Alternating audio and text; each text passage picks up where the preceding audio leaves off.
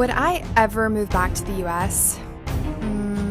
Hey everyone, welcome to Untold Expat. I'm Liz. I've been an expat for 7 years. I've traveled to over 30 countries, and I'm currently living in Berlin, Germany. I created Untold Expat because I wanted to talk about stories from abroad, cultural insights, lifestyles, expat adjacent history, and true crime. So, after living abroad for many years, I get this question a lot.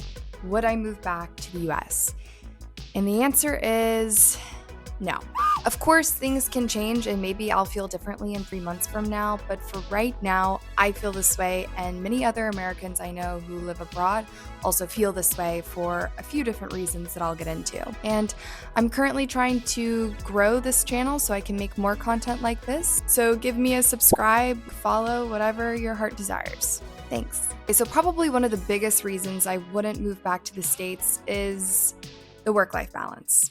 I live in Germany, but many other European countries also have similar conditions when it comes to working and your personal life. The mindset between the separation of work and your home life is very clear. So Germans are quite strict about working hours and making sure that that doesn't bleed into your personal life. Many German employees that I know will leave their computer at the office and they will not bring it home with them.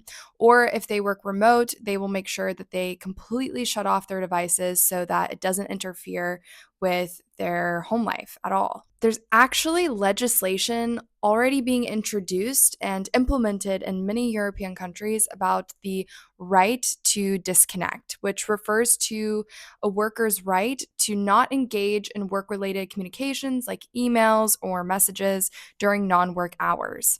It's a way to address this always-on work culture, particularly with the rise of remote work. I feel like in the US, things can look a bit different. And I'm sure we can all agree there's this like hustle culture and success driven culture that I think can be instilled in a lot of Americans. That always on mindset is definitely something that can affect work life balance. I'm sure we've all seen the surveys of how the US has one of the lowest rates for work life balance in the world.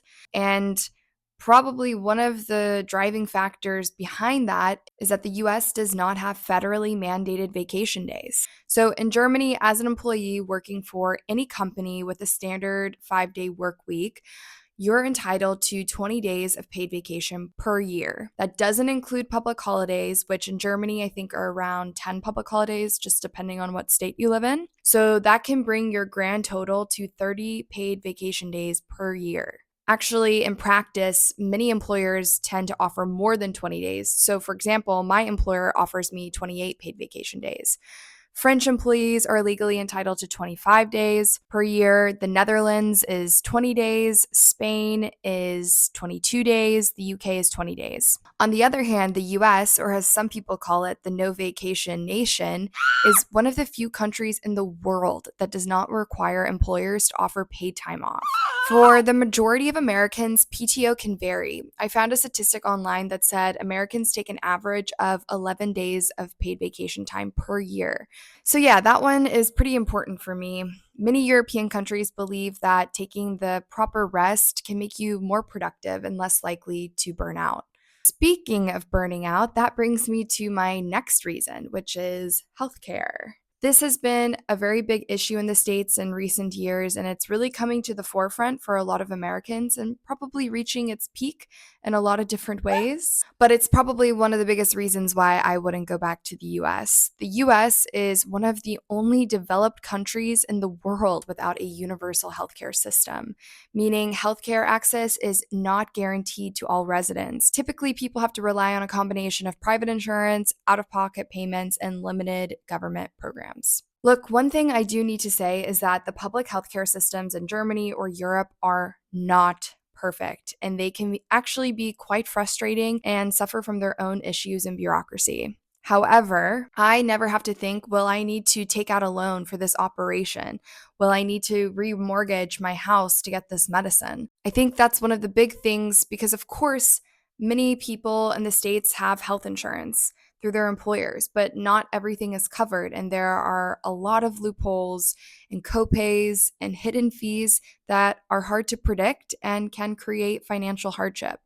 I don't need to tell anybody this. I'm sure anyone can go online, do their own research, and find out the differences. So, that reason alone, I feel like, is probably one of the scariest for me. The third reason why I wouldn't go back to the States, better yet, why I would stay in Europe, is public transportation. So, for people living in Berlin, they might disagree about the public transportation here, as the city has gotten quite a reputation for having an unpredictable transportation system. However, I think generally public transportation in Germany and Europe is quite good, and it makes it very easy to live without a car here. I have many friends who don't even have driver's license, as it has not really been a necessity for them while they've been living in Europe.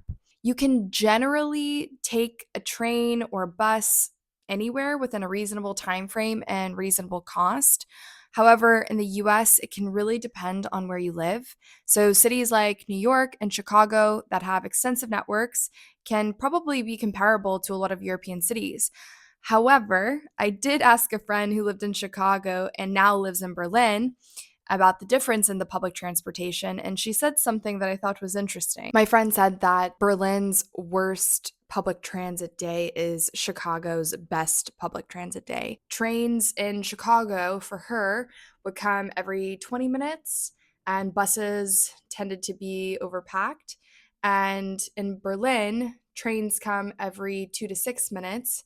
If they're 20 minutes late, then that's, not great. And buses also tend to come more frequently. Of course, I've had a lot of experience with buses being overpacked. It just depends on what line you're on, what time of day it is. But I did think that insight was interesting. Of course, it's just one person's opinion, but I did think it was interesting hearing from somebody who lived in Chicago and is now living in Berlin. Reason number 4, accessibility to other countries. Although the states are massive and you can do a lot of domestic travel, and of course, if you live in border states, then this might be a little bit different, but the actual logistics of traveling to another country from the states can actually be quite difficult in comparison with European countries. So, for example, I'm living in Berlin and I could drive 2 hours to the east and I would be in Poland. I could drive 4 hours to the north and I would be in Denmark. I could take a flight for an hour and a half and I would be in Italy. And I don't need a visa to go to these other countries because they're all part of the European Union. The accessibility to other countries and cultures, it's such a pro and really just helps me open up my worldview of culture, language, and differences. You can just build a more international mindset and you start thinking more globally, historically, and culturally. I know a lot of Americans who have only traveled inside the US. And of course, in Europe, there's a lot of people who have only stayed inside their own countries. But I do think it is much easier to travel while you're living in Europe. It's also just more affordable. There's cheaper flights, cheaper train tickets. There are cities and states where this is different in the US. So, for example, Miami has a very international population and can be easier to travel to and from other countries. There will always be these outliers, but I think on a general level, this is an important reason why I would find it difficult to return to the States. And yeah, you just have more access to other cultures and other ways of life that can be super interesting and really open up your perspective. I didn't want to make this video to just say like, oh, the US sucks and everything is better in Europe. There are a lot of things that I miss about the US. There was many things I experienced culture shock from when I moved to Europe. And I'll probably make another video about that at another point in time. But I wanted to make this video for anybody who was curious about why expats become expats, what the reasons are based on where you come from and where you're living now. I'd love to hear in the comments if there's reasons why you wouldn't return back to the US or you wouldn't return back to your home country. Thanks for tuning in.